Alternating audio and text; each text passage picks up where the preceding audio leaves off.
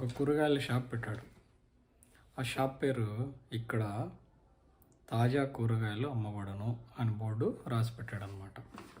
అప్పుడు ఒకతను షాప్ అతను కాకుండా ఒక కస్టమర్ వచ్చాడు. మొదటి కస్టమర్ వచ్చి, అయ్యా ఇక్కడ కూరగాయలే కదా అమ్మేది, అక్కడ కాదు కదా, మళ్ళీ ఇక్కడ తాజా కూరగాయలు అమ్మడం ఎందుకు, ఇక్కడే తీసేయని చెప్తాడనమాట.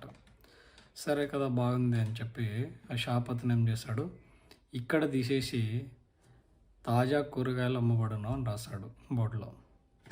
మళ్ళీ ఇంకొక రోజు రెండో కస్టమర్ వచ్చి ఏం చెప్తాడంటే, తాజా కూరగాయలే కదా ఎవరైనా అమ్మేది, కుళ్ళిపోయిన కూరగాయలు ఎవరైనా అమ్ముతారా, ఎందుకయ్యా తాజా కూరగాయలను రాసినావు, తాజా కూరగాయలను అమ్ముతారని రాసినావు, అవసరం లేదు, కూరగాయలు అమ్మబడును అని రాసే చాలు కదా అని చెప్తాడు.